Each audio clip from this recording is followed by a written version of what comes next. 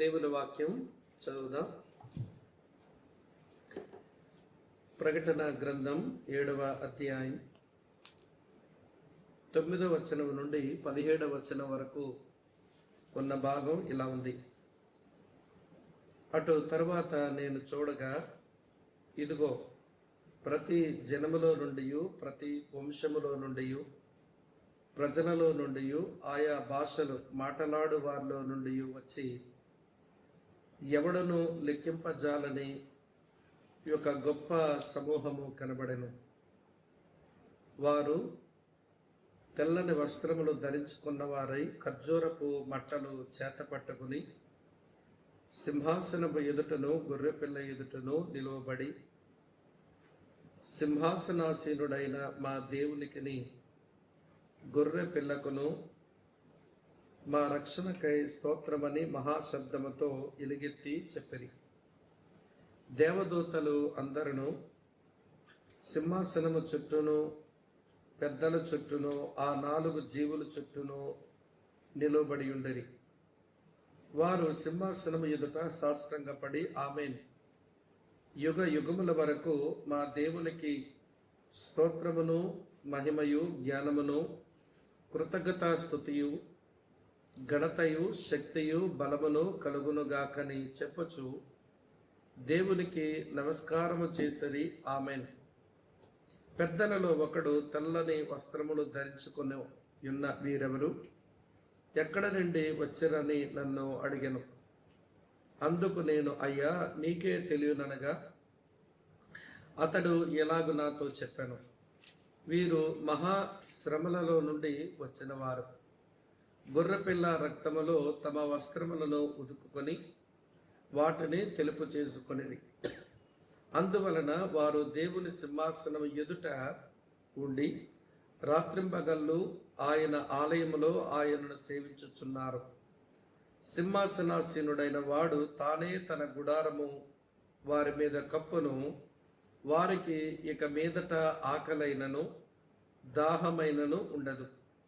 సూర్యుని ఎండ అయినను ఏ వడగాలి అయినను వారికి తగలదు. ఎలయనగా సింహాసన మధ్యమందుండు గొర్రెపిల్ల వారికి కాపరి అయి జీవజలముల బుగ్గల యొద్దకు వారిని నడిపించును. దేవుడే వారి కన్నుల నుండి ప్రతి బాష్ప బిందువును తుడిచివేయును. దేవుడు ఈ వచనాలను మన కొరకు ఆశీర్వదించునుగాక. ప్రార్థన చేసుకుని వాక్యం విందాం. ప్రేమగల మా ప్రియమైన మా పరలోకపు తండ్రి, మీకు కృతజ్ఞతలు. నీ పిల్లలంగా మరోసారి నీ వాక్య సముఖమునకు చేరి వస్తున్నాము. ఆత్మదేవ, నీవు మంచి బోధకుడివి.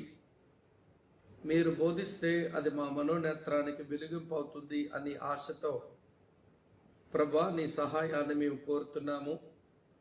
నీ లేఖనాల్లో ఉన్న సంగతులను మేము అధ్యయనం చేసుకుని మేము పరివర్తన చెందడానికి కావలసిన కృపను మీరే మాకు ప్రసాదిస్తారు అని మమ్మల్ని మేము దయగల కృపగల నీ హస్తాలకు అప్పగించుకుంటూ నీ దీవెన కోరుతూ మా ప్రియులందరినీ వారి వారి కుటుంబాలను ఆ దిశగా మీరు దీవించాలి అని మనసారా కోరుతూ నీ కృపగల దయగల హస్తాలకు మమ్మల్ని మేము అప్పగించుకుంటూ క్రీస్తు యేసు నామమందే స్తోత్రాలు చెల్లించి ప్రార్థిస్తున్నాము తండ్రి. Amen, amen. ప్రభునందు ప్రియమైన సహోదర సహోదరులారా, ప్రకటన గ్రంథపు ధ్యానాలలో మనం 7వ అధ్యాయం చివరి భాగానికి మనం చేరాం. 6వ అధ్యాయం చివరి వచనం 8వ అధ్యాయం మొదటి వచనానికి మధ్యలో ఉన్న ఈ విరామ సమయంలో శ్రమల మధ్య రక్షించబడిన 1,44,000 మంది యూదుల గూర్చిన ధ్యానాన్ని మనం చేశాము. అయితే ఆనాడు కేవలం యూదులు మాత్రమే రక్షింపబడతారా, మరి మిగిలిన అన్ని జనుల మాట ఏమిటి అన్న ప్రశ్నలు చాలా మందికి ఆసక్తిగా అవి రేకెత్తిస్తూ ఉన్నాయి. కొంతమంది నాకు ఫోన్ చేసి కూడా మిగిలిన వారు సంగతి ఏంటి అని ప్రశ్నిస్తూ ఉన్నారు. మనం క్రమేపీ ఒకదాని గురించి ఒకటి మనం అధ్యయనం చేస్తున్నప్పుడు అన్ని సంగతులను మనం విపులంగా తెలుసుకోవడానికి వీలుంటుంది. కనుక 1,44,000 మంది యూదులు వారి పరిచర్య ఆ 7 ఏళ్ల శ్రమల కాలంలో ఉండగా లెక్కింపలేనటువంటి ఒక జనం యొక్క రక్షణ ఉంది. నేను ఇదివరకే మీతో చెప్పాను, దేవుని సింహాసనంలోంచి ఉరుములు మెరుపులు ధ్వనులు మాత్రమే కాదు, ఆయన సింహాసనము చుట్టూ మరకతమును పోలేటువంటి వర్షధనస్సు ఉంది అని. ఆ ఉరుములు మెరుపులు ఆ ధ్వనులు అవి దేవుని తీర్పు అయితే, ఆ వర్షధనస్సు దేవుని కృప. అంటే దేవుని తీర్పుల మధ్యలో కూడా దేవుని కృప ఉంది.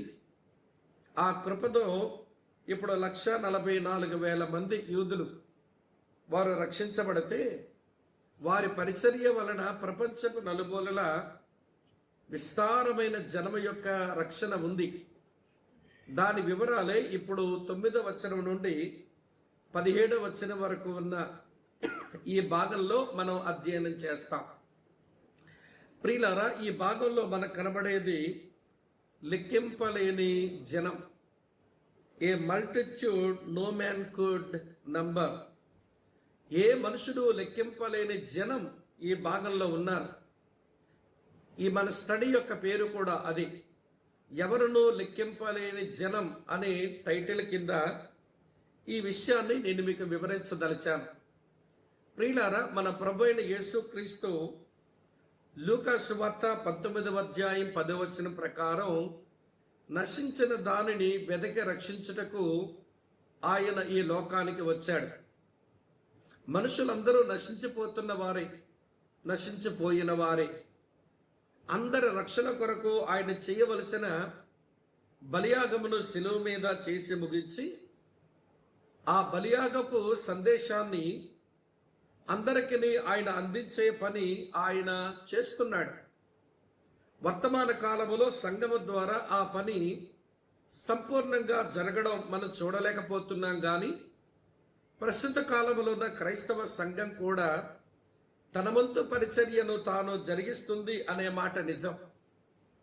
కానీ ఆ ఆశించినంత ఫలితాలు లేక కోరినంత మంది రక్షించబడి సంఘములకు చేర్చబడ్డాం నేడు మనం చూడలేకపోతున్న. సంఘము కూడా చురుకుగానో లేక అలసత్వంతోనో మొత్తానికి అదే పని కొరకు భూమి మీద ఉంది కూడాను. కారణం ప్రభు అయిన యేసుక్రీస్తు యొక్క వైఖరి అది. ఆయన మనస్తత్వమే నశించిపోయిన వారిని వెదక రక్షించాలి అని. ఈ సత్యాన్ని ఎరిగిన పౌలు తిమోతికి పత్రిక రాస్తూ ఇలా అన్నాడు. తిమోతికి వ్రాయబడిన మొదటి పత్రిక చూడండి, 1వ అధ్యాయం 15వ వచనం ఇలా ఉంది. పాపులను రక్షించుటకు క్రీస్తు యేసు లోకమునకు వచ్చినన్న వాక్యం నమ్మదగినదియు అది పూర్ణ అంగీకారమునకు యోగ్యమును అయ్యిందై ఉన్నది అన్నాడు. కనుక ప్రభు అయిన యేసుక్రీస్తు లోకమునకు వచ్చింది పాపులను రక్షించడానికి. ఆయన శరీరధారి కాక మునుపు పాపులను రక్షించే పరిచర్య కొరకు ఆయన ఛాయలాగా ఉన్నాడు. ఆయన శిలువ మీద చనిపోయిన తర్వాత పాపులను రక్షించుటకు ఆయన వాస్తవమైన సాధనమైనాడు. మరి ఇప్పుడు శ్రమల కాలంలో ఉన్న ఆ పాపుల సంగతి వదిలేస్తాడా అంటే లేదు ప్రియులారా. వారి రక్షణ కొరకు ఆయన చేయవలసిన ప్రక్రియను ఆయన జరిగిస్తాడు. ఎందుకనంటారా, ఆయనే ఇలా చెప్పారు భూమి మీద ఉన్నప్పుడు. యోహాను సువార్త 6వ అధ్యాయంలో నేను 37వ వచనం మీ కొరకు చదువుతాను చూడండి. తండ్రి నాకు అనుగ్రహించు వారందరూ నా యొద్దకు వత్తురు, నా యొద్దకు వచ్చేవానిని నేను ఎంత మాత్రమో బయటికి త్రోసివేయను. నా తండ్రి యొక్క సార్వభౌమాధికార ప్రణాళికలో ఎంతమంది వ్యక్తులనైతే నాకు అప్పగించాలని నా తండ్రి యొక్క సంకల్పమై ఉందో వారిలో నేను ఒక్కరిని కూడా కోల్పోను అని యేసు ప్రభువే నోరారా చెప్పారు. కనుక పాపులను రక్షించుటకు వచ్చిన వాడు, పాపులను రక్షించే పనిలో ఒక్కరిని కూడా ఆయన కోల్పోని వాడు ఇంకా ఆయన రావడానికి ఆలస్యం చేస్తున్నాడు. ఆయన ఆలస్యానికి కారణాన్ని పేతురు తాను రాసిన 2వ పత్రికలో 3వ అధ్యాయం 9వ వచనంలో ఇట్లన్నాడు, కొందరు ఆలస్యమని ఎంచుకున్నట్లు ప్రభు తన వాగ్దానమును గూర్చి ఆలస్యము చేయువాడు కాడు గాని ఎవడనూ నశింపవలనని ఇచ్చయింపక అందరూ మారు మనసు పొందవలనని కోరుచు మీ ఎడల దీర్ఘశాంతము గలవాడై ఉన్నాడు అని మనం చదువుతాం. కనుక అంతటా అందరూ మారు మనసు పొందాలి అన్నది ప్రభు అయిన యేసుక్రీస్తు వారి యొక్క అభిమతం అయినప్పుడు ఆయన శరీరంతో రాకమునుపు ఆయన ఛాయిగా ఉండి రక్షణ ప్రసాదించే ప్రక్రియ చేశాడు. ఆయన శరీరంతో వచ్చిన తర్వాత తన బలియాగమే వాస్తవంగా చూపి అనేకులను రక్షించాడు. తన సంఘమును తాను కొనిపోయిన తర్వాత ఈ శ్రమల కాలములో మిగిలిన వారిని విడిచిపెడతాడా అంటే లేదు ప్రియులారా, ఆయన చేయవలసిన ప్రక్రియ చేస్తాడు. కొంతమంది క్రైస్తవులు ఇలా అనడం నేను విన్నాను, ఇప్పుడు యేసుప్రభు నమ్మిన వాళ్ళంతా తక్కువ మందే కదండి, మరి 7 ఏళ్ల శ్రమల్లో విడవబడి వాళ్ళంతా నరకానికే వెళ్ళిపోతే అసలు రక్షించబడిన వారే కొంచెం తక్కువైతారు కదా పరలోకంలో అంటారు. కానీ ప్రియులారా వినండి, శ్రమల కాలంలో జరిగిన పరిచర్య అది మహా గొప్ప పరిచర్యగా ఉంటుంది అనే విషయాన్ని మనం ఎరగవలసిన అవసరత ఉంది అని నేను మీకు జ్ఞాపకం చేస్తున్నాను. ఇప్పటికే శ్రమల కాలపు మధ్యలో 1,44,000 మంది యూదులు పరిచర్య కొరకు వారు సిద్ధపరచబడి ప్రపంచమంతటికి వారు ఉపయోగపడే ప్రక్రియ కనబడితే వారి పరిచర్య వలన అనేక మంది లెక్కింపజాలని మహా గొప్ప జనం ఇప్పుడు పరలోకములో యోహాను భక్తుడు చూస్తున్నాడు. కనుక ఈరోజు ఆ జనాన్ని గురించి మనం అధ్యయనం చేస్తాం. ఎవడను లెక్కింపజాలని ఆ జనం, ఈ జనాన్ని గురించి మనం అధ్యయనం చేస్తున్నప్పుడు నేను 3 సంగతులు మీతో పంచుకుంటాను. అందులో మొదటి సంగతి జనముల గూర్చిన వివరణ చెప్తాను. ఈ జనముల గూర్చిన డిస్క్రిప్షన్ చాలా బాగా ఈ వాక్య భాగంలో యోహాను రాశాడు. కనుక వారి గూర్చిన వివరణ చెప్తాను. వివరణ చెప్పిన తర్వాత ఈ జనములకు విమోచనం ఉంది, దాన్నే డెలివరెన్స్ అని అంటాం. వారికి గొప్ప విడుదల దేవుడు అనుగ్రహించినాడు. కనుక వారి పొందిన విడుదల గురించి ప్రియులారా కొంత మనం అధ్యయనం చేద్దాం. అటు తరువాత జనముల అంతం ఒకటి ఇక్కడ రాసి ఉంది. ఈ లెక్కింపజాలని జనమ యొక్క అంతం ఎలా ఉంటుందో అది కూడా యోహాను భక్తుడు ఈ అధ్యాయం చివరిలో వ్రాశాడు. కనుక 3 మాటలు వివరాలు తెలుసుకుందాము, విడుదలను అర్థం చేసుకుందాము, వారి అంతాన్ని గుర్తెరుగుదాము. ఈ 3 సంగతులను ప్రభునందు ప్రియమైన స్నేహితులారా ఈ భాగంలో మనం అధ్యయనం చేయడానికి మనం పూనుకోవాలి. రండి, వారి గూర్చిన వివరణ 9 నుంచి 12 వచనాల్లో వారి వివరణ చాలా స్పష్టంగా ఉంది. చదువుతాను చూడండి. అటు తరువాత నేను చూడగా ఇదిగో ప్రతి జన్మలో నుండి, ప్రతి వంశములో నుండి, ప్రజలో నుండి, ఆయా భాషలు మాట్లాడే వారిలో నుండి వచ్చి ఎవడనూ లెక్కింపజాలని ఒక గొప్ప సమూహము నాకు కనబడెను. వారు తెల్లని వస్త్రములు ధరించుకున్న వారై ఖర్జూరపు బట్టలు చేత పట్టుకొని సింహాసనం ఎదుటను గొర్రెపిల్ల ఎదుటను నిలవబడి సింహాసనాసీనుడైన మా దేవునికి గొర్రెపిల్లకును మా రక్షణకై స్తోత్రమని మహాశబ్దముతో ఎలుగెత్తి చెప్పేరి. దేవదూతలందరూ సింహాసనం చుట్టూను పెద్దల చుట్టూను ఆ 4 జీవుల చుట్టూను నిలబడి ఉండరి. వారు సింహాసనం ఎదుట సాష్టాంగపడి ఆమేన్, యుగ యుగముల వరకు మా దేవునికి స్తోత్రమును మహిమయు జ్ఞానమును కృతజ్ఞత స్తుతియు ఘనత శక్తి బలము కలుగునుగాకని చెప్పచ్చు దేవునికి నమస్కారము చేసరి.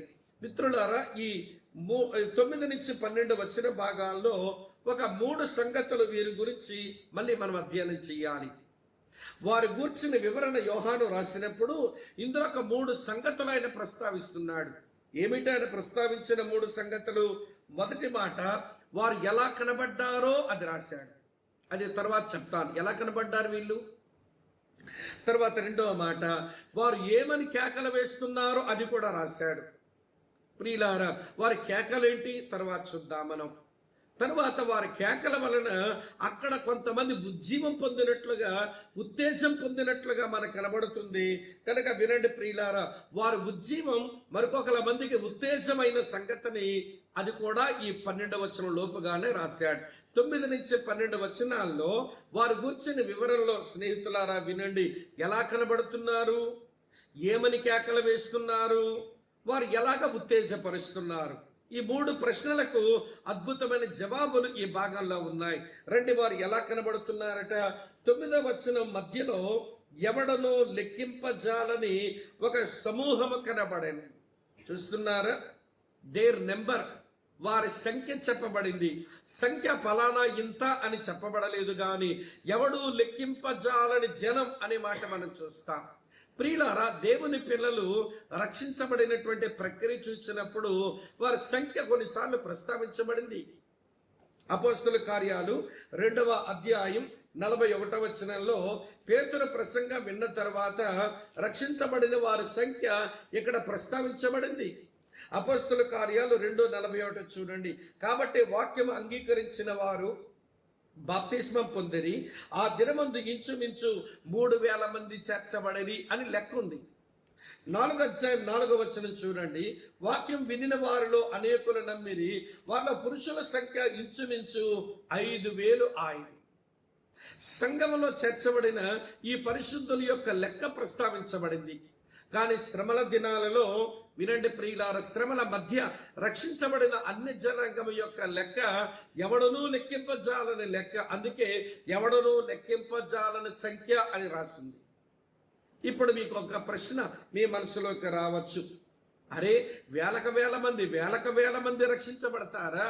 మనం ఇంత కష్టపడి వాక్యం చెప్పి వాళ్ళ కొరకు ఎన్ని కార్యక్రమాలు తలపెట్టాలో తలపెట్టి, వారికి సాంఘిక పరమైన పరిచర్య చేసి, ఆడియోస్ ద్వారా, వీడియోస్ ద్వారా అన్ని రకాల మల్టీమీడియా వాడుకొని ఇంత సువార్త చెప్తుంటే ప్రియులారా, రక్షించబడిన వారి సంఖ్య మనకు కనబడడం లేదు. ఇన్ని వేల మంది, లక్షల మంది రక్షించబడతారా అన్న ప్రశ్న మీకు రావచ్చు. ఈ మధ్య నేను ఒక దేశంలో ఉన్న సహోదరులకు వాక్యం చెబుతుంటే చివరిలో క్వశ్చన్ అండ్ ఆన్సర్ సెషన్లో ఒక సహోదరుడు ఇట్లనే ప్రశ్నించాడు. మరి ఆ రోజుల్లో వాక్యం చెప్తే ఇన్ని వేల మంది మారారు, మరి ఈరోజు అలాగే మనం కూడా వాక్యం చెబుతున్నాం కదా, మనుషులు ఎందుకు మారడం లేదు అని. ప్రియులారా వినండి, ఆత్మను రక్షించబడ్డం విషయంలో దేవుడు సార్వభౌముడు. ఈ మాట మీరు గమనించాలి. మనం ఎవరిని బలవంతంగా దేవుని రాజ్యములోకి లాగేసే పని మనం చేయలేము. ఒక వ్యక్తిలో వినండి, విశ్వాసం జనించడం, ఆ వ్యక్తి తన పాపాల కొరకు పశ్చాత్తాపపడడం, ఆ వ్యక్తి దేవుని రాజ్యములోకి రావడం, ఇది దేవుడు జరిగించవలసిన ప్రక్రియ. సేవకులంగా, విశ్వాసులంగా మనవంతు పరిచర్య ఏదో మనం వాక్యం చెబుతాము, కానీ ఆత్మను సంపాదించే ప్రక్రియ దేవుడు చేస్తాడు. ఈ మాట మీరు గమనించాలి. కనుక వినండి ప్రియులారా, దేవుడే తన ఏర్పాటును బట్టి మనుషులను రక్షిస్తాడు, చూపిస్తాడు. చూడండి, తిమోతికి రాయబడిన 2వ పత్రిక 2వ అధ్యాయం 10వ వచనం చూడండి. అందుచేత ఏర్పరచబడిన వారు నిత్యమైన మహిమతో కూడా క్రీస్తు యేసునందు రక్షణ పొందవలనని నేను వారి కొరకు సమస్తమును ఓర్చుకొనుచున్నాను.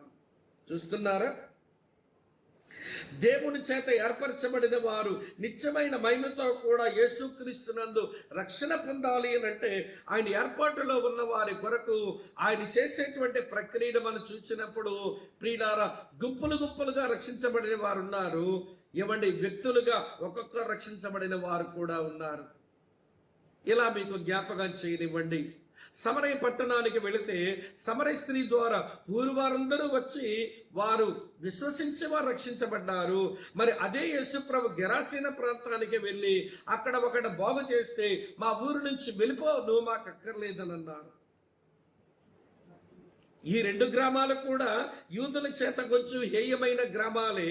ఇక్కడ ఉన్న మనుషులు యూదుల చేత కొంచెం లెక్కలోకి రాని మనుషులే. కానీ వినండి ప్రియులారా, సమరికి వెళితే ఇంత కార్యం జరిగింది, గెరాసీని వెళ్తే అసలు కార్యమే జరగలేదేమిటి? కనుక ఆత్మను రక్షించబడ్డం, అనేకులు విశ్వసించడం అనేది దేవుని పని. ఆయన సార్వభౌమాధికారానికి మనం ఒప్పుకోవాలి. ఆయన తగిన కాలమంది పని చేస్తాడు. చూస్తున్నారా? తగిన కాలమందు ఆయన ప్రణాళికలో ఉన్న మనుషులను ఆయన ఆకర్షించుకొని పనిచేస్తాడని విషయం మర్చిపోయి, ఇవ్వండి మనం చేస్తున్నాం, అవ్వడం లేదు, నా పనంతా వృధైపోయింది అని చెప్పి మనం న్యూనతా భావంలోకి వెళ్ళటం అది సమంజసం కాదు అని మాట గమనించండి. పెంతెకొస్తు దినమున 3,000 మంది, అటు తరువాత ఏమో వినండి ప్రియులారా మరికొన్ని వేల మంది అవండి.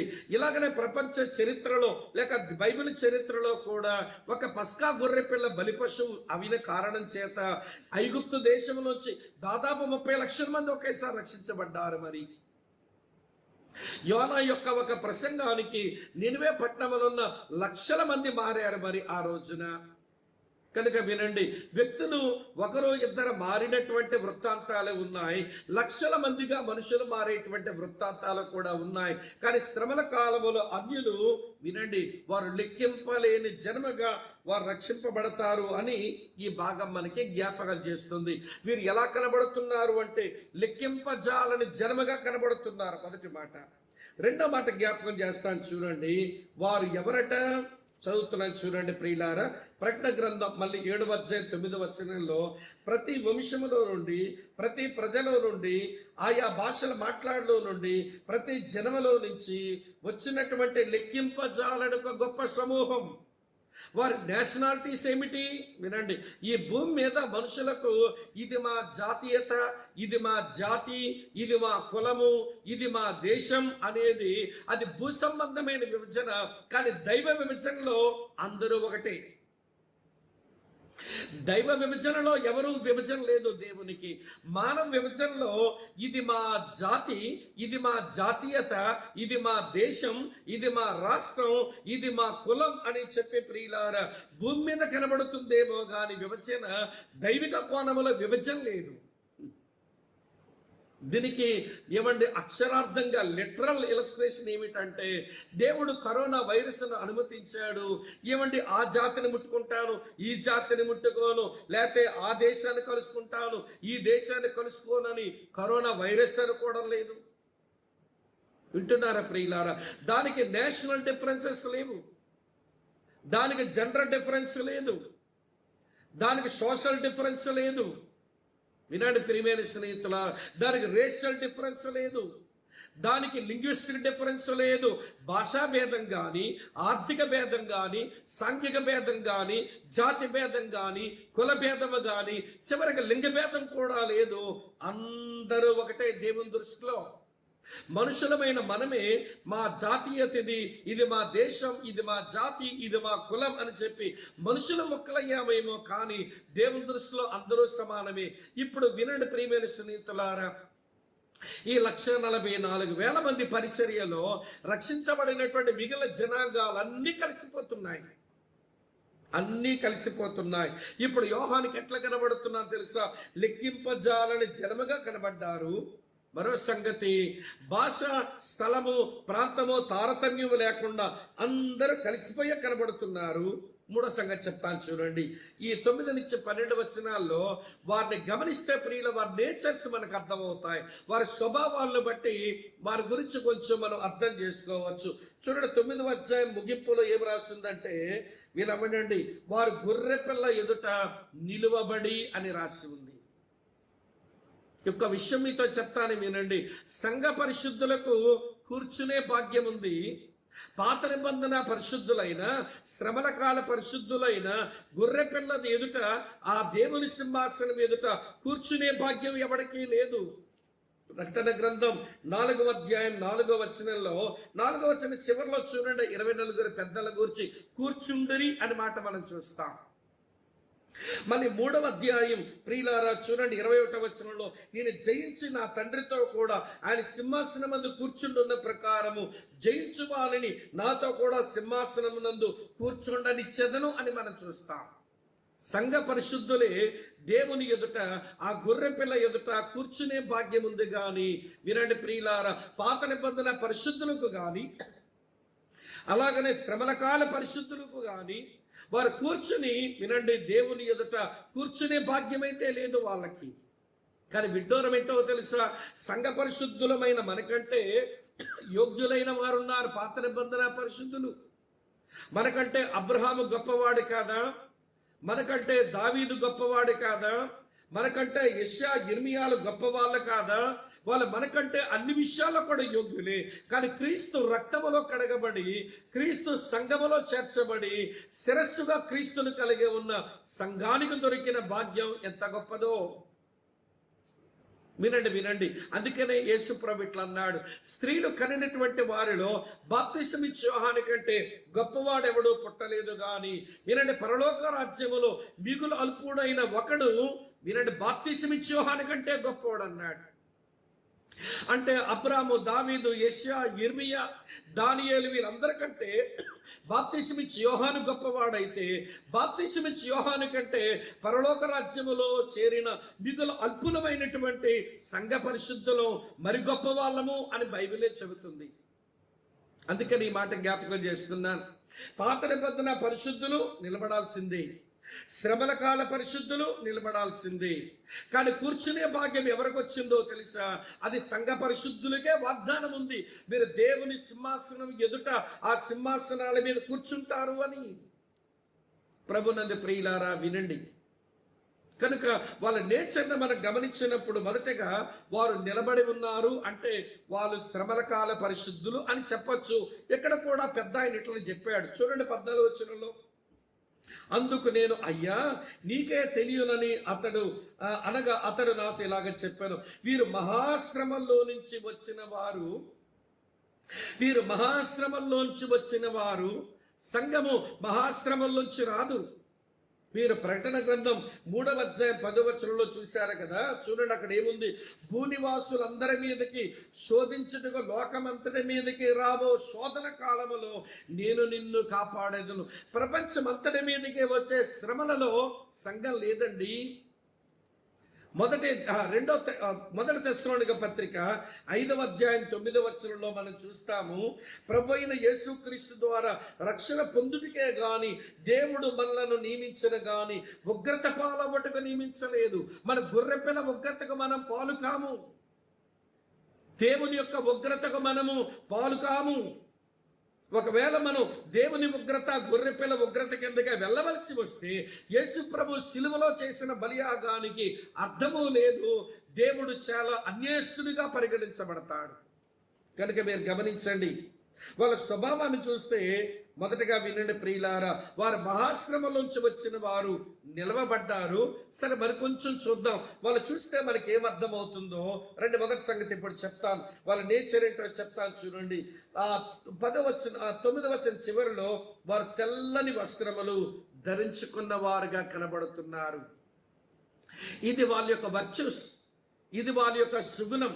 తెల్లని వస్త్రాలు అది సుగుణం అని అర్థం. వినండి ప్రియులారా, ఆ 7 ఏళ్ల శ్రమల కాలములో ఆది ఘట సర్పమైన రెడ్ డ్రాగన్, వినండి ప్రియులారా, ఎర్రని ఘట సర్పం, వాడి అనుచరుడైన క్రీస్తు విరోధి ఆ క్రూర మృగం, వాడి సాకారైనటువంటి అబద్ధ ప్రవక్త ఆడొక క్రూర మృగం. వినండి, వాళ్ళు ఎప్పుడూ దేవుని ప్రజలను అపవిత్ర పాలు చేద్దామనుకుంటే వినండి, ఈ యూదుల ద్వారా సువార్త విన్నటువంటి ఆయా దేశాల్లో ఆయా భాషల్లో మాట్లాడి ఉన్న ఈ అన్ని జనాంగం అంతా కూడా వీళ్ళు ముగ్గురు ప్రలోభాలకి లొంగక తమ ప్రవర్తనను కాపాడుకున్న సుగుణాలు కలిగిన వారు. అందుకే వారు ఎట్లా కనబడుతున్నారంటే తెల్లని వస్త్రాలతో కనబడుతున్నారు. అది మొదటి సంగతి. రెండో సంగతి చెప్తాను చూడండి ప్రియులారా, వారు ఖర్జూర మట్టలు చేత పట్టుకున్నారట. ఖర్జూర మట్టలు వారు చేత పట్టుకున్నారు. ఇది మనకేమి నేర్పిస్తుందో తెలుసా? ఖర్జూరపు మట్టలు పట్టుకోవడం అది విజయానికి సూచన. ఇశ్రాయేలు ప్రజలు కానీ వినండి, యూదులు కానీ ఒక జయము అనే సందర్భం వస్తేనే వినండి ప్రియమైన స్నేహితులారా, ఖర్జూరపు మట్టలు పట్టుకునే క్రమం ఉంటుంది కానీ జయము లేని దగ్గర ఖర్జూరపు మట్టల పైకెత్తారు. కనుక వీరు ఖర్జూరపు మట్టలు వారు పట్టుకోవడంలో అది వారి యొక్క జయోత్సాహం, వారు విజయం పొందిన వారు. ఎవరి మీద విజయం పొందారు అంటే ఆ ఎర్రని ఘటసర్పం మీదను ఆ క్రూర మృగాల మీదను వారు జయం పొందిన వారు. మన ప్రకటన గ్రంథం 16వ అధ్యాయం దగ్గరికి వచ్చినప్పుడు ప్రజలు ఎలా జయం పొందుతారో అక్కడ మీకు జ్ఞాపకం చేస్తాను. కానీ వీళ్ళు నేచర్లో చూస్తే ధరించిన వస్త్రాలు అది వాళ్ళ సుగుణాలను చూపిస్తుంటే, వాళ్ళు పట్టుకున్న ఖర్జూరపు మట్టలు అది వారి యొక్క విజయాలను మనకు జ్ఞాపకం చేస్తుంది. వారి సంఖ్య మనం చూసాం. వారి యొక్క జాతి విభేదాలు లేని పరిస్థితి మనకు కనబడింది. అలాగనే ప్రియమైన స్నేహితులారా, వారి యొక్క స్వభావాన్ని కూడా మనం చూసాం. ఇది యోహాను కనబడింది, ఏదో అది రాశాడు, దాన్ని మనం అర్థం చేసుకుందాం. సరే, ఇప్పటికి వారు ఎలా కనబడ్డారో రాశాడు, అందులోంచి సంగతులు తెలిసాయి. వారు ఏమరుస్తున్నారో చూడండి 10వ వచనంలో. ఇప్పుడు వారు షౌటింగ్, వారు అరుపులు మీకు జ్ఞాపకం చేస్తున్నాను. 10వ వచనం, సింహాసనాసీనుడైన మా దేవునికిని గొర్రె పిల్లకును మా రక్షణకై స్తోత్రమని మహాశబ్దముతో ఎలుగెత్తి చెప్పిరి. వాళ్ళ షౌటింగ్ అంతా దేని కొరకు అని అంటే, వినండి ప్రియుడు, స్తుతించడం కొరకు. దీన్ని యాంథమ్ ఆఫ్ ప్రైజ్ అంటారు. ఇది వినండి, స్తుతి ప్రతిజ్ఞ. వారి నోట్లోంచి వచ్చింది స్తుతి ప్రతిజ్ఞ. చూడండి ఏమంటున్నారంటే, సింహాసనాసీనుడైన మా దేవునికి ఆ గొర్రె పిల్లకు మా రక్షణకై స్తోత్రమని మహాశబ్దముతో ఎలుగెత్తి చెప్తున్నారట. వినండి, ఆ దేవుడు కోపించుచునే వాత్సల్యాన్ని జ్ఞాపకం చేసుకున్నాడు. ఈ గొర్రె పిల్ల పాపులను రక్షించడానికి వచ్చిన వాడు, వినండి, ఆయన భూమి మీదకి వచ్చి తన రాజ్యాన్ని స్థాపించే పనికి ఆలస్యం చేశాడు. ఈ శ్రమల మధ్యలో మేము రక్షించబడ్డానికి ఆయన కూడా కారకుడయ్యాడు. అందుకని దేవునికి ఆ గొర్రె పిల్లకును స్తోత్రము అని చెప్పి వారు మహాశబ్దముతో ఎలుగెత్తి వారు స్తోత్రపు ప్రతిజ్ఞ పాడుతున్నారు. ప్రియులారా, అది రెండో సంగతి. వారు ఎలా కనబడ్డారో చెప్పాను, వారు ఏమరిచారో చెప్పాను, వారు ఎలాగ ఇతరులు ఉజ్జీవపరిచారో లేక ఉత్తేజపరిచారో చూడండి. 11, 12 వచనాల్లో ఉంది. దేవదూతలందరూ చూస్తున్నారా, సింహాసనము చుట్టూ ఉన్నారట.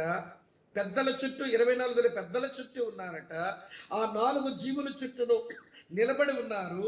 వారు సింహాసనం ఎదుట సాష్టాంగపడి ఆమేన్, యుగ యుగముల వరకు మా దేవునికి స్తోత్రమును మహిమయు జ్ఞానమును కృతజ్ఞత స్తుతియు ఘనతయు శక్తియు బలమును కలుగునుగాకని చెప్పుచు దేవునికి నమస్కారం చేసేది. అంటే ఆ శ్రమల కాలములో రక్షించబడిన అన్యులు ఆ పరలోకమందు దేవదూతలందరికీ ఆరాధనకు ఒక ఉత్తేజపరుస్తున్నారు. ఆరాధనకు ఉత్తేజపరుస్తున్నారు. కారణం వినండి ప్రియులారా, వారి స్వరం విన్న తర్వాత వినండి చాలా జాగ్రత్తగా, వారు ఎలుగెత్తి చెప్పగా విన్న దేవదూతలు వీరంటున్నారు, దేవునికే స్తోత్రం, దేవునికే మహిమ, దేవునిదే జ్ఞానం, దేవునికే కృతజ్ఞతాస్తుతి, దేవునికే ఘనత, దేవునికే శక్తి, దేవునికే బలము, ఇవన్నీ దేవునికే చెందుతాయి. మళ్ళీ దీన్ని 7-fold వర్షిప్ అంటారు, 7 ఆరాధన అంటారు.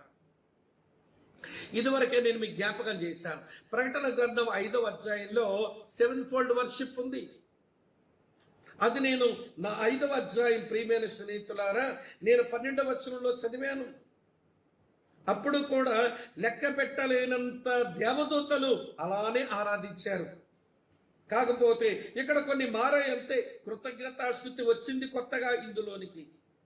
మహిమ, ఘనత, స్తోత్రము, బలము, జ్ఞానము, అక్కడ ఐశ్వర్యం ఉంది. కానీ ఇక్కడ దేవునికి కృతజ్ఞతాస్తుతి కలిసింది అంతే. కానీ వినండి, దేవునికి ఆ గొర్రె పిల్లకను దేవదూతలు ఆరాధించి ప్రియమైన స్నేహితులారా సాష్టాంగ నమస్కారం చేసి ఆయన కొనియాడడానికి ఇవ్వండి. ఈ శ్రమల కాల పరిశుద్ధులు దేవదూతలకే ఒక ఉత్తేజాన్ని ఇస్తున్నారు. ఇది ఒక విషయం మీకు జ్ఞాపకం చేస్తాను. అది శ్రమల కాల పరిశుద్ధులు దేవదూతలకు ఉత్తేజాన్ని కలిగిస్తే దాంట్లో వచ్చి మనం నేర్చుకునే పాఠం ఏంటో తెలుసా? మనము ప్రభువుని స్తుతించినప్పుడు మన స్తుతులు శక్తితోనూ మన స్తుతులు శబ్దాలతోనూ ఉంటాయి. శబ్దాలు వింటారు, దాని లోపల ఉన్న శక్తి మనుషులకు లేక మన చుట్టూన్న వారికి కదలికలు ఇవ్వాలి. అప్పుడు వారు కూడా ఆరాధించగలుగుతారు, వారు కూడా దేవుని స్తుతించగలుగుతారు. కానీ ఈ రోజున వినండి, మనము స్తుతిస్తున్నాము కానీ శబ్దాల బయటకు వినబడవు, శక్తి దాని లోపల లేదు. మరి ఇటువైపు అటువైపు బయట ఎందుకు ఆరాధిస్తారు? మన స్తుతులలో శబ్దం, మన స్తుతులలో శక్తి. శబ్దాలు వినబడాలి, శక్తి మనుషులను కదిలించాలి. ఈ శ్రమల కాల పరిశుద్ధుల స్తుతులలో శబ్దము ఉంది, అది దేవదూతలు విన్నారు. శక్తి కూడా ఉంది, వారు కూడా ఉత్తేజభరితులై వీరితో కలిసి వారు కూడా దేవునికి స్తోత్రం చెప్పి సాష్టాంగ నమస్కారం చేస్తున్నారు. ప్రియులారా, కనుక వినండి ఈ మాట. ఇది వారు కూర్చున్నటువంటి వివరాలు. ఇదంతా కూడా ప్రియులారా లెక్కింపలేని మహాజనం ఎలా కనబడ్డారు, ఏమి అరిచారు, తర్వాత ఏమి వారు ఉత్తేజపరిచారు అనే వివరాలు ఈ 12 వచనాల్లో కనబడ్డాయి. ఈ వచనాల్లోంచి మనం నేర్చుకున్న ఆత్మీయ పాఠాలు కూడా మనం నేర్చుకోవాలి. దేవుడు మనుషులు రక్షించడంలో సారభౌముడనే విషయాన్ని మనం మర్చిపోకూడదు. అలాగనే దేవుని దగ్గర ఆయన రక్షణ కార్యములో ఆయనకేమీ తారతమ్యాలు ఉండవు అనే విషయం గమనించాలి. సంఘ పరిశుద్ధులుగా ఆ సింహాసనం మీద కూర్చునే భాగ్యం మనకు దొరుకుతుందని దేవునికి స్తుతులు చెల్లించాలి. మనమును ప్రియుల సుగుణాలు కలిగిన వారమే, మనము కూడా జయాలు పొందినటువంటి వారమే కనుక వినండి ప్రియులారా, వారే కాదు మనము కూడా. కానీ వారికంటే ఆధిక్యత క్రీస్తు మనకు శిరస్సు అయిన కారణం చేత, వినండి, పరిశుద్ధాత్ముడు సంఘం లోపల నుండి పనిచేస్తున్న కారణం చేత సంఘ పరిశుద్ధులకు ఆయన ఇచ్చే అధికారాలు గొప్పవే, ఆధిక్యతలు గొప్పవే. వినండి, తీర్పు కూడా గొప్పగానే ఉంటది సంఘానికని మనం మర్చిపోకూడదు. ఇంతకంటే వివరించలేను ఈ 12 వచనాల నుంచి. 13, 14 వచనాల్లో వారి విడుదల గురించి ఉంది. ఇక్కడ అపొస్తలుడైన యోహాను ఆ పెద్దలలో ఒకరితో కలిసిన సంభాషణ రాసింది. 13, 14 వచనాలు చూడండి. పెద్దలలో ఒకడు తెల్లని వస్త్రాలు ధరించుకొని ఉన్న వీరెవరు, ఎక్కడ నుంచి వచ్చిరని నన్ను అడిగాను. అందుకు నేను, అయ్యా నీకే తెలియననగా అతడు ఎలాగో నాతో చెప్పాను, వీరు మహాశ్రమంలో నుంచి వచ్చిన వారు గుర్రపిల్ల రక్తములో తమ వస్త్రములను ఉతుక్కొని వాటిని తెలుపు చేసుకొనిరి అన్నాడు. మిత్రులారా, ఈ మాట గమనించండి. ఈ 2 వచనాలలో ఈ లెక్కింపజాలని జనమ యొక్క విడుదల మనకి చెప్పబడింది. సరే, లోపలికి వెళదాము, కొన్ని పాఠాలు నేర్చుకుందాం ప్రియులారా. జాగ్రత్తగా వినండి. యోహాను అడిగాడు పెద్దల్లో ఒకడు, వీరెవరో తెలుసా అంటే యోహాన్ అంటున్నాడు, నాకు తెలియదు. ప్రియులారా, జవాబుల్లో మంచి జవాబు ఏదైతే మనకు తెలియదో దాన్ని తెలియదు అని చెప్పడమే అన్ని జవాబుల కంటే మంచి జవాబు. ఊహలతోనూ నేను అనుకుంటున్నానను మన స్పెక్యులేషన్స్ మనం మాట్లాడకూడదు. తెలియదు అంటే తెలియదని చెబితే అప్పుడు మనకు తెలియచేయబడుతుంది. అదే మన నోరు ఖాళీగా ఉంది, ఖాళీగా ఉంచుకున్నామని చెబితే నోట్లో ఏదో పొయ్యబడుతుంది. కొంతమంది మనుషులు కొన్ని వీక్నెస్ ఏంటనంటే, నాకు తెలియదు అని చెప్తే నామోషి అని, తెలియదు అని చెప్తే మనము తక్కువ చేయబడతామని ప్రియులారా వారి యొక్క ఎవరి తెలియనితనాన్ని ఒప్పుకోవడానికి ఇష్టపడరు. కానీ అపొస్తలుడు యోహాను అట్లా కాదు, నాకు తెలియదు అన్నాడంతే. ఇప్పుడు పెద్ద చెప్తున్నాడు, ఆ శ్రమలోంచి వచ్చిన పరిశుద్ధులను గురించి చెప్తున్నప్పుడు 2 ప్రాముఖ్యమైన విషయాలు చెప్పాడు. ఒకటి, వారి ఎడల జరిగించిన పరిచర్య. రెండవది ఏంటో తెలుసా, వారి విడుదల కొరకు జరిగిన పద్ధతి, మినిస్ట్రీ అండ్ మెథడ్. వారి కొరకు జరిగిన మినిస్ట్రీ ఏంటి అనంటే, శ్రమలలో నుంచి, చూస్తున్నారా ఈ మాట, శ్రమలలో నుండి వచ్చిన వారు, కొంతకాలం ఈ శ్రమల దినాలలో శ్రమలు అనుభవించిన వారు, వినండి, దేవుని యొక్క పరిచర్య వీరికి అందుబాటులోకి వచ్చింది. అది యూదుల ద్వారా ప్రభు అందించినాడు. దాని వెనక దేవుడు ఆయన కోపించుచునే తన వాత్సల్యాన్ని జ్ఞాపకం చేసుకున్నాడు. కనుక అల్టిమేట్గా మినిస్ట్రీ ఎలా వచ్చిందని అంటే, యూదులు అంటే సరైన జవాబు కాదు. వినండి ప్రియుల, యూదులు వెనుక దేవుని వాత్సల్యం ఉందనే మాట నిజం. ఏ మినిస్ట్రీకైనా ఆర్జన్ ఎవరు కావాలో తెలుసా, దేవుడు. ఒకవేళ మనిషి ఒక పరిచర్యకు మూలమైతే ఆ పరిచర్య ఆశీర్వాదకరంగా ఉండదు, ఆ పరిచర్య ఎవరికి ప్రయోజనకరం ఉండదు. ఒక పరిచర్యకు మూలం ఎవరు అంటే దేవుడైతేనే ఆ పరిచర్య ఫలితాలు చాలా అద్భుతంగా బయటకు వస్తాయి. ఈ లెక్కింపజాలని జనము వీరు శ్రమల్లో నుంచి రక్షించబడ్డానికి, వినండి, పరిచర్య యొక్క మూలం ఎవరు అంటే, వినండి ప్రియులారా, వారి విడుదల పరిచర్యకు మూలం ఎవరు అంటే దేవుడు, ఆయన వాత్సల్యమే. ఇది మనం గమనించాలి. అందుకనే ప్రియులారా, దేవుడు వాత్సల్యంతో, ఆయన ప్రేమతో ఈ మనుషుల మధ్య కదిలి తిరగాలి, అనేకులు రక్షించాలని మనం ఆశపడ్డాలి. నేను వెళ్తానండి, నేను చెప్తానండి, నాకు మాట నేర్పరతనం ఉందండి, నేను భలే ఆకర్షించుకోగలనండి, నేను ఏదన్నా చేయగలనండి, నాకు భలే లాజికల్ తెలుసండి. నువ్వు ఎన్నన్నా చెప్పు స్నేహితుడా, నీ వల్ల జరగదు, నా వల్ల అంతకంటే జరగదు. ఏదైనా జరగాలంటే విడుదల పరిచర్యకు మూలము ఎప్పుడూ దేవుడే. గమనిస్తున్నారా? ఆ రిడెంప్టివ్ వర్క్, ఆ విమోచన పనికి మూలం ఎప్పుడూ దేవుడే. ఇలా వినండి ప్రియులారా, భూమి నిరాకారముగాను శూన్యముగా ఉండిపోయిన రోజున దానికి విమోచన విడుదల ఇచ్చి ఒక నూతన సృష్టిగా చేసినప్పుడు దేవుడే ఇనిషియేట్ చేసుకున్నాడు. మానవ జాతి పుట్టిన తర్వాత మనుషులందరూ పాపం చేసి ప్రియులారా వారు పాడవుతారని ఎరిగినటువంటి దేవుడు ఆయనే రక్షణ కార్యం తలపెట్టాడు, ఆయనే విమోచన కార్యం తలపెట్టాడు. ప్రకటన 13:8 ఉంటుంది. ఇశ్రాయేలు ప్రజలు 430 సంవత్సరాలు ఐగుప్తు దేశంలో బానిసలై ఉంటే వారి కొరకు రక్షణ కార్యాలు తలపెట్టేందుకు కూడా దేవుడే. ఇలా చెప్తాను వినండి, రక్షణ కార్యములో ప్రతి ఆరంభం అది దేవునితోనే ప్రారంభం. ఏ ఆరంభమైనా దేవునితోనే ప్రారంభం. వినండి, ఒక మనిషి ఆరంభమైతే అది ఎంతో కాలం నిలవదు. నేను ఎరుగుదును, చాలా ఉద్యమ చరిత్ర చదివినప్పుడు ఆ దైవజొండ వల్ల ఎంత సేవ జరిగింది, ఈ దైవజొండ వల్ల ఎంతమంది విడుదల పొందారు, ఈ దైవజొండ వల్ల ఎంతమంది విమోచించబడ్డారు అని ఆయన ఉన్న రోజుల్లో చెప్పుకున్న మాటలు విన్నాం. కానీ ఆయన గతించిపోయాడు, ఆయన తరువాత సేవ కూడా గతించిపోయింది. కానీ బైబిల్ ప్రకారం సేవకుడు గతించిపోవచ్చేమో కానీ సేవ గతించకూడదు. సేవకునికి సమాధి ఉంటుందేమో కానీ సేవకు సమాధి ఉండదు. అది దేవుని పద్ధతి.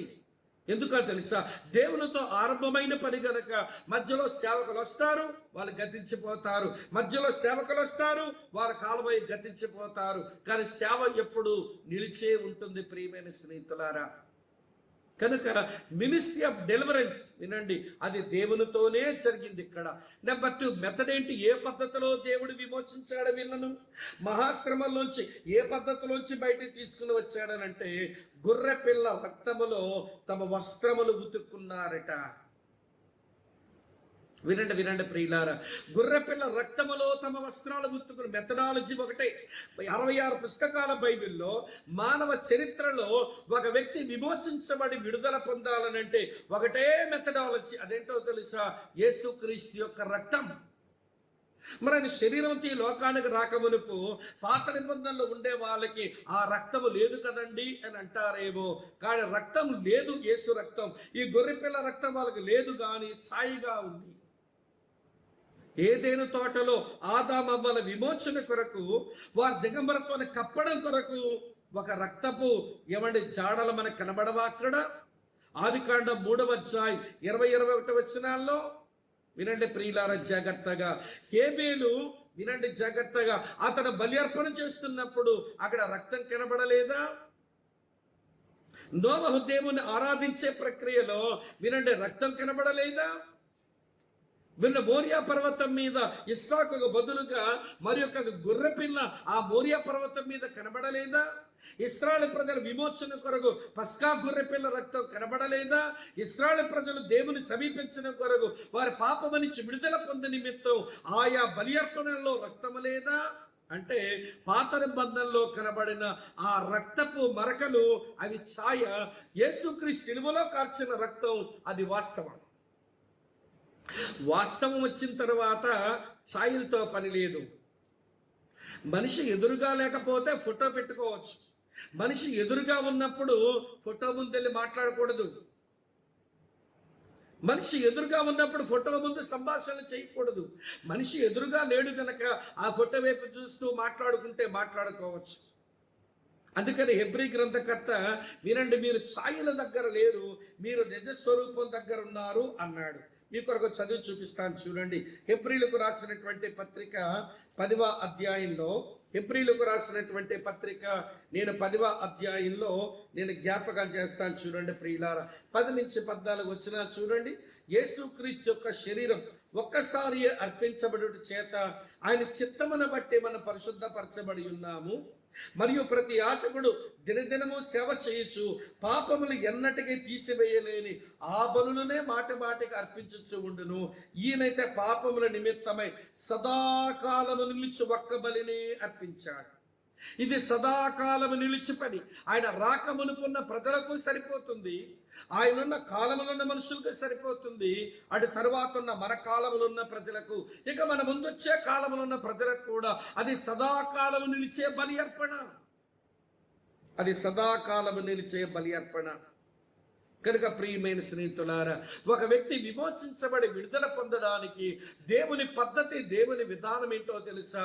రక్తం. అందుకే హెబ్రీ పత్రిక 9వ అధ్యాయంలో భక్తుడు ఇలా అన్నాడు, 22వ వచనం చూడండి. మరియు ధర్మశాస్త్ర ప్రకారము సమస్త వస్తువులను రక్తము చేత శుద్ధి చేయబడదనియు, రక్తము చిందింపబడకుండా పాప క్షమాపణ కలుగుదనియు సామాన్యంగా చెప్పవచ్చట. సామాన్యంగా చెప్పచ్చు.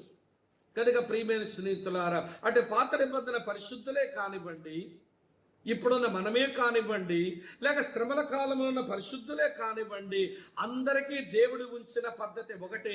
ఆ పద్ధతి పేరే రక్తము చేత విమోచన, విడుదల. కనుక వినండి ప్రియులారా, ఇది వారి యొక్క ఆ లెక్కింపజాలని జనమ యొక్క విడుదల గురించినటువంటి సంఘటనను మనం చూసాం. సరే, చివరి చూద్దాం. చూడండి వారి ముగింపు, వారి అంతం ఎలా ఉందో. ప్రకటన గ్రంథం ప్రియులారా 7వ అధ్యాయం 15 నుంచి 17 వచనాల్లో, ఈ 3 వచనాల్లో వారి ముగింపు చాలా బాగా కనబడుతుంది. వరుసగా జ్ఞాపకం చేస్తాను రండి. 15వ వచనం, అందువలన వారు అనగా శ్రమల కాల పరిశుద్ధులు దేవుని సింహాసనం ఎదుట ఉండి రాత్రింబగళ్ళు ఆయన ఆలయములో ఆయన సేవించుచున్నారు. సింహాసనాసీనుడైన వాడు తానే తన గుడారమును వారి మీద కప్పును. వారికి ఇక మీదట ఆకలైనను దాహమైనను ఉండదు. సూర్యుని ఎండైనను వడగాలైనను వారికి తగలదు. ఎలి అనగా సింహాసన మధ్యముందుండు గొర్రె పిల్ల వారికి కాపరి అయి జీవజలముల బుగ్గల యొద్దకు వారిని నడిపించును. దేవుడే వారి కన్నుల ప్రతి బాష్ప బిందువును తుడిచివేయను. ఈ 3 వచనాల్లో వారి ముగింపును ఒక 3 మాటల్లో చెప్తాను, వినండి. అందులో మొదటి మాట ఏంటో తెలుసా? వీరి ముగింపులో పరలోకపు దేవుని సన్నిధిలోకి వచ్చారు. వీరు ఇప్పుడు భూమి మీద ఉన్న వారు కాదు, పరలోకములో దేవుని సన్నిధికి వచ్చారు. ఆయన ఆలయములో కనబడుతున్నారు. ఇక్కడ ప్రశ్న మనకు వస్తుంది, అసలు భూమి మీద దేవుని సన్నిధి, దేవుని యొక్క గుడారము, దేవుని యొక్క మందిరములో అన్యులెవరైనా రావడానికి అవకాశం ఉందా అంటే లేదనే మనకు తెలుసు. లేదు. మత్తయి సువార్త 27వ అధ్యాయం 51వ వచనంలో ప్రభువైన యేసుక్రీస్తు శిలువలో మరణించినప్పుడు ఆ దేవాలయపు తెరను పైనుంచి కిందకి చింపి ఎవరైనా నా దగ్గర రావచ్చు అన్నట్టుగా ఆయన దేవాలయపు తెరను చింపి అందరికీ ఆహ్వానం ఆయన అందుబాటులోనికి తెచ్చాడు. అది వరకు యూదులు మాత్రమే, యూదుల్లో కూడా ప్రధాన యాజకుడు మాత్రమే ఆయన ఆలయం లోపలికి వెళ్ళాలి, ఆయన గుడారపు మాటుకు వెళ్ళాలి, దేవుని ప్రజల కొరకు బలి అర్పణ చేయాలి, దేవుని కొరకు విజ్ఞాపన చేయాలి.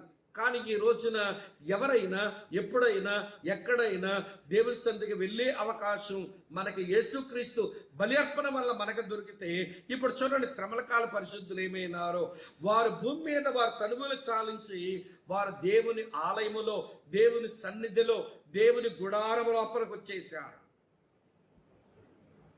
ఇది మొదటి మాట. రెండో మాట జ్ఞాపకం చేస్తాను చూడండి ప్రియులారా. వాళ్ళు ఏం పని చేస్తున్నారట అక్కడికి వచ్చి? వాళ్ళకు పరలోకపు ఉద్యోగం ఇవ్వబడింది. ఏమిటా ఉద్యోగం? 15వ వచనంలో రాత్రింపగళ్ళు ఆయన ఆలయములో ఆయనను సేవించుచున్నారు, ఆయనను సేవిస్తున్నారు. ఇదే మాట ప్రకటన గ్రంథం 22వ అధ్యాయంలో కూడా, నిత్యత్వములో కూడా అందరూ చేయవలసిన పని ఒకటే, దేవునిని ముఖదర్శనము చేసుకుంటూ ప్రియుల దేవునిని సేవిస్తూనే బ్రతకాలి. అదే చివరి పని మానవ జాతికి. ప్రకటన గ్రంథం 22వ అధ్యాయం చదువుతున్నాను చూడండి, 4వ వచనం, ఆయన దాసులు ఆయనను సేవించుచు ఆయన ముఖదర్శనము చేయుచుందరు, ఆయన నామము వారి నొసల్ల యందు ఉండను. దేవరాత్రాలు ఆయన సేవిస్తూ బ్రతుకుతారు. పరలోకమందు ఆయన్ని సేవించేదానికి భూమి మీద ఆయన సేవించడం నేర్చుకోవాలి. భూమి మీద ఆయన సేవించడం నేర్చుకోలేని వారు పరలోకమందు ఆయనను సేవించలేరు. ఇలా జ్ఞాపకం చేయనివ్వండి ప్రియులారా. చూడండి శ్రమల కాల పరిశుద్ధులు అక్కడికి వెళ్ళి, వినండి, ఈ భూమి మీద మిగిలిపోయి ఉండుంటే క్రీస్తు విరోధికిని, అబద్ధ ప్రవక్తకును, ఆ ఘట సర్పానికి సేవ చేసుకుంటూ బ్రతకాలి.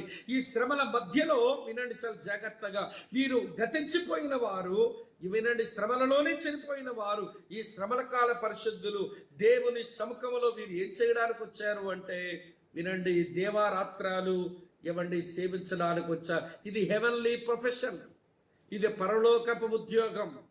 పరలోకపు సన్నిధికి వచ్చారు, పరలోకపు ఉద్యోగం చేస్తున్నారు. మూడో సంగతి చెప్తాను వినండి ప్రియులారా. తర్వాత 16-17 వచనాల్లో పరలోకపు సమకూర్పును అనుభవిస్తున్నారు. ఏమిటి పరలోకపు సమకూర్పు? 4 సంగతులు ఇందులో ఉన్నాయి. వరుసగా చెప్తాను చూడండి. 16 వచనంలో వారికి ఇక మీదట ఆకలైనను ఉండదు అని రాసి ఉంది. ఆకలి లేదు. మనం ఇంతకు మునిపే 6వ అధ్యాయం 5-6 వచనాలు మనం ధ్యానం చేసినప్పుడు కరువు వచ్చిన కారణం చేత ఆకలి చావులున్నాయి శ్రమల రోజుల్లో. భూమి మీద ఉండేటువంటి శ్రమల కాలంలో ఉన్న మనుషులకు ఆకలి చావులున్నాయి. శ్రమల కాలంలో దేవుని కొరకు బ్రతిక మరణించినటువంటి వారికి అక్కడ ఆకలి లేదు. ఇదే పరలోకపు సమకూర్పు. రెండో మాట చూడండి, వారికి దాహమైనను లేదు.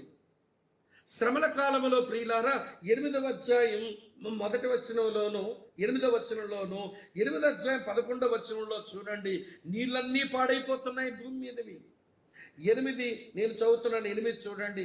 2వ దూత బోర ఊదినప్పుడు అగ్ని చేత మండుచున్న పెద్ద కొండ వంటిది ఒకటి సముద్రంలో పడవేయబడెను. అందువల్ల సముద్రంలో 3వ భాగం రక్తమాయింది. సముద్రంలో నీళ్ళన్నీ పాడైపోయినాయి.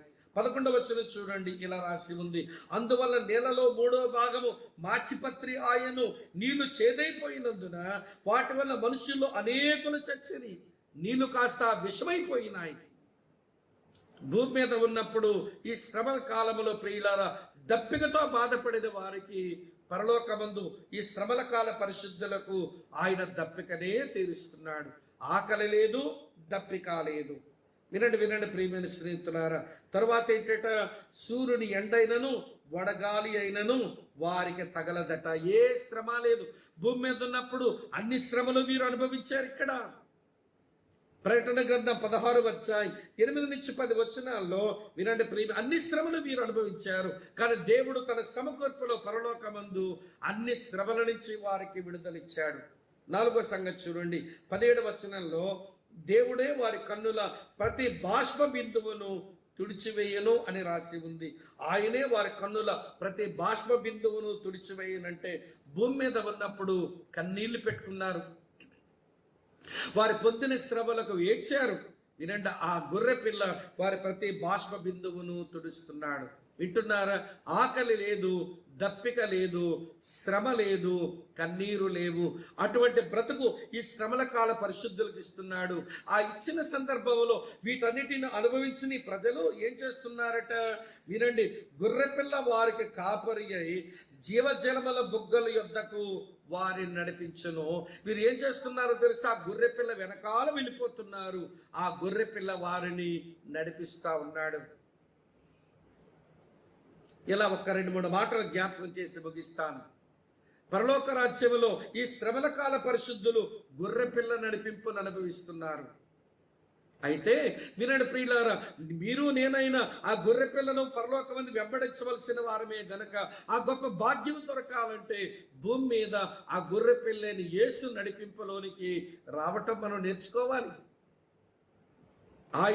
ఆయన కూడా నడిపించేవాడే దేవుని పిల్లలకు. ఆయనే కాపరిలాగా నడిపించదా? అక్కడ గొర్రెపిల్లే కాపరయ్యిందట. ఆ గొర్రెపిల్లే కాపరిగా నడిపిస్తున్నాడు. ఆ గొర్రెపిల్లను యేసుక్రీస్తు భూమి మీద మనుషులు నడిపిస్తున్నాడు. మంచి కాపరిగా మన కొరకు ప్రాణాలు పెట్టి, ఆయన గొప్ప కాపరిగా మన కొరకు తండ్రి కుడి పార్శ్వము నుండి విజ్ఞాపన చేస్తూ, ఆయన ప్రధాన కాపరిగా ఒకరోజు ప్రత్యక్షమైనటువంటి కాపరి ఆ గొర్రెపిల్ల పరలోక రాజ్యమందు ఆయన వెంబడించినటువంటి వారిని ఆయన నడిపించనయ్యున్నాడు. నేను ఇలా అనుకుంటున్నాను, దేవుని వాక్యమును బట్టి అక్కడ ఆయన వెంబడించి నడవాలంటే భూమి మీద ఆయన వెంబడించి నడవటం మనుషులు నేర్చుకోవాలి. శ్రమల కాల మధ్యలో ఈ 1,44,000 మంది వారు చేసిన బోధన అంగీకరించిన వీరు ఇలాంటి గొర్రె పిల్లను అంగీకరించి వెంబడించారు. అందుకే కొంతమంది హత్సాక్షులైపోయారు. వారి ఆత్మలే బలిపీఠం అడుగును మనకు కనబడ్డాయి. వారైతే యూదులే, కానీ వీరు అలాగే శ్రమపడేవారు, వీళ్ళు కూడా చనిపోయారు. కానీ వినండి, ఇప్పుడు ఆకలి లేని, దప్పిక లేని, శ్రమ లేని, కన్నీటి లేని ఆ గొర్రెపిల్ల నడిపింపులోనికి వారు చేరుకొని గొర్రెపిల్ల ఎక్కడికి వెళ్తే అక్కడ వెళ్తున్నారు. ఆయన నీటి బొగ్గల యొద్ద తీసుకుని వెళ్ళి, నీటి బొగ్గలు అనే మాట పర్ఫెక్ట్ సాటిస్ఫాక్షన్ అని అర్థం, పరిపూర్ణమైన సంతృప్తి అని అర్థం.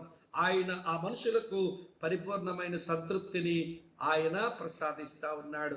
కనుక విరామ సమయంలో యూదుల రక్షణ, విరామ సమయంలో ఆ లెక్కించజాలని జనముల రక్షణ మనం చూచాము ప్రియులారా. మనం 8వ అధ్యాయానికి వెళ్ళినప్పుడు 7వ ముద్ర విప్పబడగా బోరల తీర్పుల మొదలవటాన్ని రేపు మనం అధ్యయనం చేస్తాం. అయితే ఈ రోజు మనం నేర్చుకునే పాఠం ఏంటో తెలుసా? జాగ్రత్తగా వినండి. ఈ రోజు మనం నేర్చుకునే పాఠం ఏమిటో తెలుసా? దేవుడు మనుషులు రక్షించే విషయంలో ఆయన సార్వభౌముడు. ఆయన రక్షణ కార్యం తలపెట్టినప్పుడు ఎవరు ఆపలేరు, అది ముందుగా మనం గమనించాలి. అదే సమయంలో వినండి ప్రియమైన స్నేహితులారా, రక్షించబడినటువంటి మనము ఆయన సింహాసనం మీద కూర్చుని భాగ్యాన్ని పొందిన వారము. పాత నిబంధన శ్రమల కాల పరిశుద్ధులు వారు కేవలం నిలుచుకుని ఉండేవారే. మనకే కిరీటాలు, మనకే సింహాసనం. అది దేవుడు అనుగ్రహించినందుకు మనం దేవునికి కృతజ్ఞతలు చెల్లించబద్దులం. వారు తెల్లని వస్త్రాలు, ఖర్జూర మంటలు పట్టుకున్నారు అనగా సుగుణాలు కలిగిన వారు, విజయాలు పొందిన వారు. మనము వారికి లాగని సుగుణాలు కలిగిన వారము, విజయాలు పొందినటువంటి వారము. వారి విడుదల పద్ధతి, మన విడుదల పద్ధతి ఒకటి. వారు గొర్రెపిల్ల రక్తంతోనే వచ్చారు, మనము గొర్రెపిల్ల రక్తముతోనే వచ్చాము. వారికి ఆకలి, దాహము, శ్రమ, కన్నీరు లేని పరలోక భాగ్యం ఉంది, మనకు ఆ భాగ్యాలే ఉన్నాయి. ఈ విషయాన్ని అర్థం చేసుకుని ప్రియులారా, నిత్యత్వం కొరకు మనం ఆరాటపడదాము. నిత్యత్వ విలువలతో భూమి మీద బ్రతుకుతాము. ఇంకా నిత్యత్వానికి వారసులు కాకుండా వారి పాపములోనే జీవించి నరక ప్రయాణం చేస్తున్న మనుషులకు మనకు చేతనైనంత మట్టుకు సువార్తను చెబుదాము. దేవుని సార్వభౌమాధికారానికి వారిని అప్పగించుదాం. తల వంచండి, కళ్ళు మూసుకోండి, ప్రార్థన చేస్తాం. ప్రేమపూర్ణుడమైన మా పరలోకపు తండ్రి, మీరు మాకు అనుగ్రహించిన నీ వాక్యం, నీ సన్నిధి కొరకు వందనములు. శ్రమల కాలములో కూడా మీరు నీ కృపను మీరు ఎలా చూపుతున్నారో, కోపించుచుని మీరు ఎలాగ మీ వాత్సల్యతను చూపుతున్నారో మేము ఈరోజు అధ్యయనం చేశాము. నీ ప్రజలైన యూదుల ద్వారా ప్రపంచమంతటికీ మీరు తీసుకుని వచ్చి ఆ రక్షణ ఎంత గొప్పది, అందులో లెక్కించజాలని జనము నీ సన్నిధిలో కనబడుతూ ఉన్నారు. ఆ దృశ్యాన్ని మేము కూడా ఒక రోజున చూడనై ఉన్నాము. మీకు స్తోత్రాలు చెల్లిస్తూ, ఆకలి కానీ, దాహము కానీ, శ్రమ కానీ, కన్నీరు కానీ లేని ఆ పరలోకపు ఆ వాతావరణం మాకును నువ్వు ప్రసాదించబోతున్నావు, వారికి నువ్వు అనుగ్రహించబోతున్నావు. మీకు స్తోత్రాలు చెల్లిస్తూ, మా గొర్రె పిల్లవైన నీవు శిలువ మీద మా కొరగా బలైనావు. బలై 3వ దినము తిరిగి లేచి గొప్ప గొర్రె పిల్లగా మా కొరకు విజ్ఞాపన చేస్తున్నావు. నీవు ఒక రోజున ప్రధాన గొర్రె పిల్లవి నాయన కాపరవై మా కొరకు రాబోతా ఉన్నావు. మీకు స్తోత్రాలు చెల్లిస్తూ, అటువంటి గొర్రె పిల్లవైన నీవు మాకు కాపరమైన విషయాన్ని అర్థం చేసుకుని భూమి మీద నేను వెంబడించే కృప మాకును ప్రసాదించమని, మేలుతో నింపమని, మహిమేరు పొందమని క్రీస్తు పేర స్తోత్రించి ఆరాధించి ప్రార్థిస్తున్నాము తండ్రి. ఆమేన్.